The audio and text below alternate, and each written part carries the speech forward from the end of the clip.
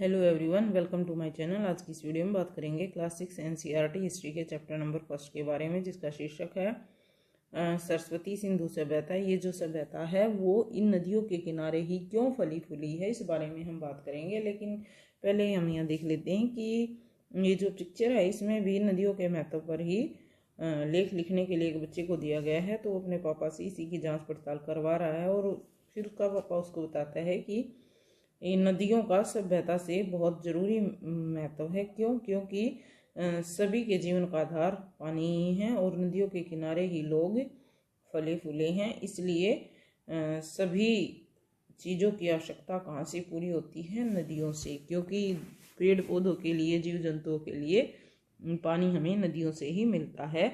इसी कारण से विश्व की सारी सभ्यता जो है वो नदियों के किनारे ही पनपी हैं। दूसरा, जल की आपूर्ति हुई है और तीसरा, कृषि और मवेशियों के लिए पानी भी हमें यहीं से मिलता है।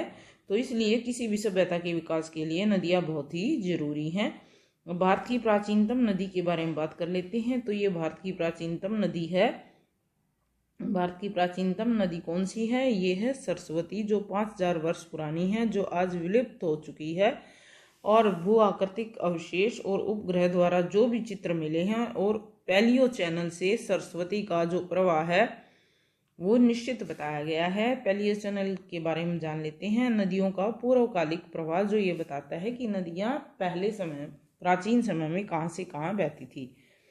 तो इस नदी के उद्गम स्थल के बारे में जान लेते हैं। ये जो नदी है आदि बद्री से निकलकर हरियाणा के यमुनानगर, अम्बाड़ा, कुरुक्षेत्र, कैथल, जींद, फतेहाबाद, सिरसा से होती हुई राजस्थान और गुजरात में प्रवेश करती है और फिर वहां से लास्ट में अरब सागर में गिर जाती है। तो इस तरह से ये है नदी का उद्गम स्थल और इसका जो रास्ता है ये अपना लेती है आदि बद्री से निकलकर अरब सागर तक। फिर सेकंड जो नदी है वो है सिंधु नदी। इसका अधिकतर प्रभाव बताया गया है वर्तमान पाकिस्तान में। इस नदी के किनारे बसे स्थल हैं मोहनजोदड़ो, चौहदड़ो और बालाकोट। ये सभ्यता कितनी पुरानी है? तो अलग अलग इतिहासकार अपने अपने अनुसार इसका टाइम फिक्स करते हैं। जैसे गार्डन चाइल्ड है वो ये कहता है कि ये सभ्यता 4000 वर्ष पुरानी है, और मार्टिन मिलर जो है वो ये बताते हैं कि ये लगभग 2000 से 1500 ईस्वी पूरा है इस सभ्यता का टाइम पीरियड। जबकि नवीन खोज है, नवीन जो खोजें की गई उनसे 8000 साल पुरानी बताया गया है। अब इसको सरस्वती सिंधु सभ्यता क्यों कहा जाता है? जैसे कि इसके नाम से ही पता है कि ये जो सभ्यता है इस सरस्वती सिंधु और उसकी सहायक नदियों के किनारे मिले अवशेषों के कारण ही इसको सरस्वती सिंधु सभ्यता कहा गया है। पहली बार अवशेष, जैसे कि आप सभी जानते हो, हड़प्पा में मिले हैं। कैसे मिले हैं हड़प्पा में? क्या है कि जब भारत में अंग्रेज रह रहे थे तो उस टाइम अंग्रेजों ने भारत में रेलवे लाइन बिछाने की शुरुआत की गई। तो जब ये रेलवे लाइन बिछाई गई तो मजदूरों ने इस स्थल से ईंटें उठाई और इस ईंटों को रेलवे लाइन के बिछाने में प्रयोग किया। तो भारत में इसके महत्वपूर्ण केंद्र कौन कौन से हैं? भारत में इसके महत्वपूर्ण केंद्र हैं। भारत में इसके महत्वपूर्ण केंद्र कौन कौन से हैं? तो ये भारत में महत्वपूर्ण केंद्र हैं बनावली। तो भारत में इस सभ्यता के महत्वपूर्ण केंद्र बनावली, कालीबंग, चौहदड़ो और बालाकोट, धोलावीरो और लोथल है। 1921 में दयाराम साहनी के नेतृत्व में रावी नदी के किनारे हड़प्पा की खुदाई करवाई गई। इसी तरह से 1922 में राखलदास बनर्जी ने सिंधु नदी के किनारे मोहनजोदड़ो की खुदाई करवाई। इस नगर की योजना किस तरह की थी सभ्यता की, वो जान लेते हैं। ये नगर योजना 2 भागों में, जैसे कि नगर दुर्ग, इसे पश्चिमी भाग कहा जाता था, और जो छोटा लेकिन ऊंचाई पर, यहाँ पर कौन रहता था? राजा और उसका मंत्रीगण। ठीक है, ये छोटा भाग था लेकिन ऊंचाई पे था। पूर्वी भाग बड़ा था जिसे निचला नगर कहा गया है, और यहाँ पे कौन रहता था? आम जनता यहाँ पे निवास करती थी। अब जो ये पूरा स्थल है दोनों के हिस्सों में क्या है? 4 दीवारी पक्की ईंटों से बनाई गई थी। मतलब दोनों ही हिस्से किससे बने हुए थे? पक्की ईंटों से। मोहनजोदड़ो में सबसे बड़ा स्नानागार मिला है। पानी के रिसाव को रोकने के लिए प्लास्टर के ऊपर चारकोल की परत चढ़ाई जाती थी ताकि पानी ना रिसे। और आप ये भी जानते होंगे कि ये जो स्नानागार है ये किस लिए प्रयोग होता था? शाही स्नान के लिए, कोई खास उस उत्सव पे। ठीक है, तो इसमें नहाने वाले राजा और उसका मंत्रीगण। सरोवर के दोनों ओर उतरने के लिए सीढ़ियाँ थी, चारों तरफ इसके कमरे थे। धार्मिक पर्वों पे ही यहाँ पे स्नान किया जाता था।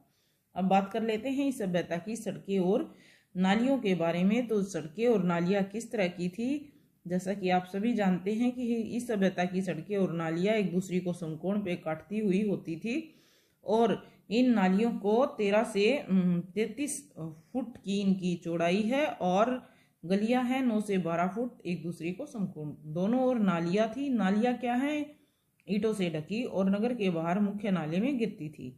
संसार की एकमात्र सभ्यता है ये जो इतनी व्यवस्थित नालियों से जुड़ी हुई थी। मीन्स इतनी जो व्यवस्था है नालियों की वो किसी और सभ्यता में वहाँ नहीं मिलते हैं। अब जनजीवन किस तरह के लोग यहाँ पे रह रहे थे और उनका जीवन कैसा था। लोग जो है समृद्ध और खुशहाल थे। कैसा था जनजीवन कैसा था, लोग समृद्ध और खुशहाल थे। गेहूं, जौ, चावल, दाल, मटर, तिल और सरसों उगाते थे। बैल व ऊँटों की सहायता से खेती की जाती थी। नदियों में तालाबों से सिंचाई की जाती थी। अब ऐसे ही पशुपालन, क्या पशु पालते थे वो लोग, मेनली गाय, भैंस, भेड़, बकरी, बैल, ऊँट, हाथी के अलावा बत्तख और खरगोश, हिरण, मुर्गा, तोता पाले जाते थे। मापतोल के लिए वो क्या चीज प्रयोग करते थे, बाट बनाते थे। बाट एक चर्ट पत्थर है उसका जिनका माप एक समान, जिन्हें शायद इस पत्थर के जो भी बाट बनाए गए हैं बहुमूल्य वस्तुओं को तोलने के लिए और अन्य बाट बड़ी और भारी वस्तुओं को तोलने के लिए भी बनाए जाते थे। अब अन्य चीजें भी मिली हैं, जैसे कि क्या मिला है, पत्थर मिले हैं, शंख, तांबे, कांसे, सोने और चांदी से बनी अनेक वस्तुएं मिली हैं इस सभ्यता की। तांबे और कांसे से औजार, हथियार भी बनाए जाते थे, गहने और बर्तन बनाए जाते थे और सोने और चांदी के गहने और बर्तन दोनों ही चीजें बनाई जाती थी। अब इसी तरह की जैसे कि इस लेसन की स्टार्टिंग में जो पिक्चर आई है वहां पे एक व्यक्ति को क्या दिखाया गया है, एक लबादा पहने हुए हैं, तो उसी तरह के कपड़ों के अवशेष इस सभ्यता में मिले हैं। चांदी के फूलदान के ढक्कन मिले हैं तथा कुछ अन्य तांबे की वस्तुओं से चिपकी हुई चीजें भी मिली हैं। तो इसके बारे में और जानने के लिए कि ये सभ्यता में और क्या क्या प्रमाण मिला है, जैसे कि आप सभी जानते हो खेती, तो खेती में सबसे मेन चीजें जैसे गेहूं, जो उसके बारे में हम जान चुके हैं। तो आज से 7000 साल पहले मेरगढ़ में कपास की खेती होती थी और पक्की मिट्टी और फेन से बनी तकलियां जो हैं वो सूत कताई का संकेत देती थी कि इस टाइम पे यहाँ पे सूत की कताई भी की जाती थी। फेन से मूर्तियां बनाई जाती थी, मनके, चूड़ियां, बाल और छोटे बर्तन बनाए जाते थे। अब फेंस किस तरह से, इसको प्राकृतिक रूप से तैयार करने के लिए बालू या स्फटिक पत्थरों के चूर्ण को गोंद में मिलाकर उससे वस्तुएं बनाई जाती थी। उसके बाद इन वस्तुओं पर चिकनी परत चढ़ा देते थे जिसके रंग नीले या हल्के हरे होते थे। तो इस तरह से फेंस को तैयार किया जाता था।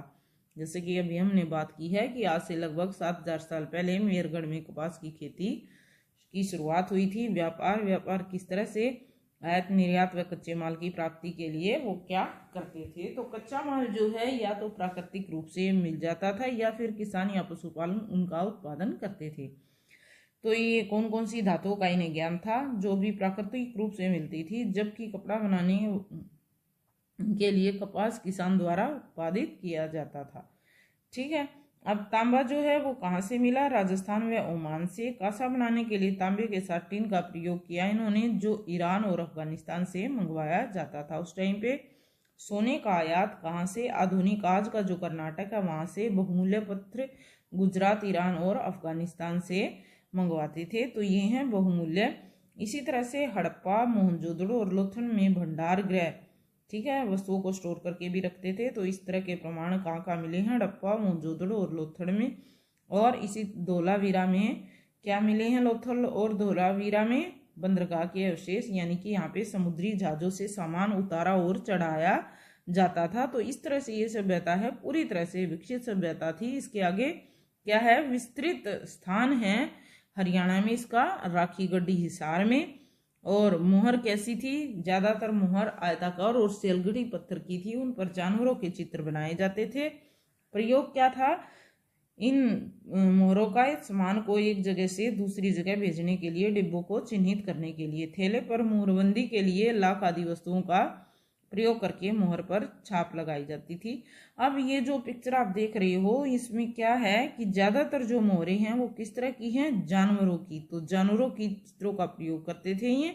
अब मनोरंजन के साधन क्या क्या इन्होंने अपनाए, अपने सभ्यता की मुख्य चीजें क्या हैं इस लोगों ने जो अपनाई हैं मनोरंजन करने के लिए, जैसे कि चौपड़ के पासे होते थे, बच्चों के खिलौने, और क्या होते थे मनोरंजन के लिए, शतरंज होता था। ठीक है, तो इस तरह से खिलौना हल का भी और खिलौना बैलगाड़ी का भी साक्ष्य मिला है। तो इस तरह से लोग अपना मनोरंजन करते थे।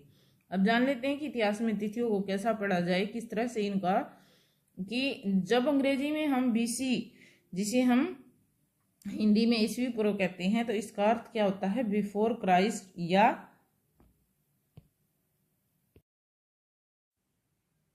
इतिहास में तिथियों को कैसे पढ़ते हैं। अंग्रेजी में बीसी, जिसे हिंदी में हम ईसवी पूर्व कहते हैं, बीसी का अर्थ होता है बिफोर क्राइस्ट, व ईसवी पूर्व का अर्थ क्या होता है, ईसा पूर्व। कभी कभी हम तिथियों से पहले एडी लिखा पाते हैं, तो इसका मतलब क्या है, एडी की जगह ई लिखते हैं। एडी का अर्थ होता है एनोडेनिमी, जो लैटिन भाषा के 2 शब्दों से बना है। इसका तात्पर्य है ईसा मसीह के जन्म के वर्ष से ही। ठीक है, तो ईसा मसीह का जन्म कितना माना गया है, ये माना गया है 0 शताब्दी। तो एनोडेनिमी का मतलब है 0 शताब्दी से लेकर अब तक के, और इसका सामान्य अर्थ ईसा के बाद के वर्षों के लिए ही किया जाता है। अब हिंदी में ई का अर्थ हुआ ईसा के जन्म से, तो कभी एडी की जगह सीई का मतलब कॉमन एरा, सामान्य एरा। बीसी की जगह बीसी का प्रयोग होता था, सीई अक्षरों का प्रयोग कॉमन एरा, और बीसी का प्रयोग बिफोर क्राइस्ट एरा के लिए यूज होता था। अब हम इन शब्दों का प्रयोग क्यों करते हैं, इसलिए करते हैं क्योंकि विश्व के अधिकांश देशों में अब क्रिश्चियन एरा का प्रयोग सामान्य हो गया है। भारत में तिथियों के इस रूप का प्रयोग लगभग 200 वर्ष पूर्व ही आरंभ हुआ था, और कभी कभी अंग्रेजी के बीपी अक्षरों का प्रयोग होता है। बीपी का अर्थ है बिफोर प्रेजेंट, यानी कि आज से पहले। तो इस तरह से ये हैं सिंधु सभ्यता से जुड़ी हुई तिथियों का वर्णन, यानी कि बीसी, सीई और एडी का अर्थ कि क्यों इतिहास में इनको यूज किया जाता है। अब हम बात करेंगे सिंधु सभ्यता में मिली हुई जो भी अन्य चीजें हैं जो कि इस सभ्यता में बहुत ही महत्वपूर्ण साबित हुई हैं। जैसे कि यहाँ पहली पिक्चर में क्या दिखाई दे रहा है, एक वट वृक्ष की पूजा के अनेक संकेत मिल रहे हैं। तो ये जो वट वृक्ष की पूजा है आज भी की जाती है। इसी तरह से तुलसी पूजा के प्रणाम, और आज भी तुलसी पूजा की जाती है। 7 महिला व पुरुषों द्वारा यहाँ पे क्या है, मांगलिक कार्यों में परंपरा निभाने के भी प्रमाण मिले हैं। नेक्स्ट पिक्चर में एक साधु का कमंडल दिखाई दे रहा है। तो आपको देखना है क्या कोई सन्यासी आज भी इस कमंडल को रखते हैं। नेक्स्ट में हवन कुंड दिखाया गया है, हवन कुंड कराने की परंपरा आज भी है। उससे नेक्स्ट पिक्चर में क्या है, शिवलिंग की पूजा के प्रमाण, जो कि शिवलिंग की पूजा वर्तमान समय में भी बहुत श्रद्धा के साथ की जाती है।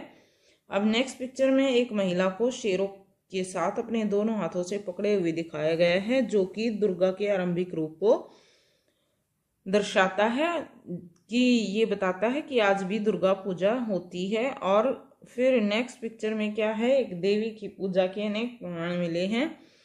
इसे नेक्स्ट पिक्चर क्या है, एक व्यक्ति अनेक जानवरों के साथ है जो सर्प को हाथ में पकड़े हुए है, जिसे पशुपति शिव माना गया है। यानी कि शिव पूजा के साथ साथ सर्प पूजा आज भी होती है। शिव पूजा के अनेक प्रमाण मिले हैं। क्या आज भी शिव पूजा होती है? बिल्कुल होती है।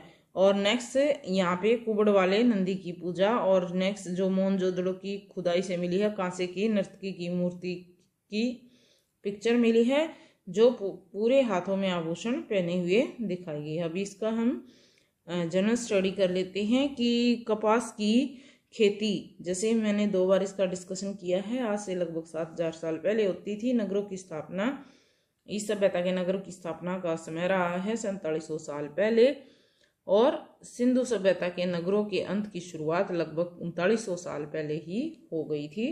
अब जो नवीन खोजें हैं वो हमने डिस्कस की है कि लगभग उनके अनुसार ये सभ्यता 8000 वर्ष पुरानी है। तो इस वीडियो में ये टॉपिक कवर हो जाता है। So if like my video please share and subscribe my channel. Thanks for watching the video.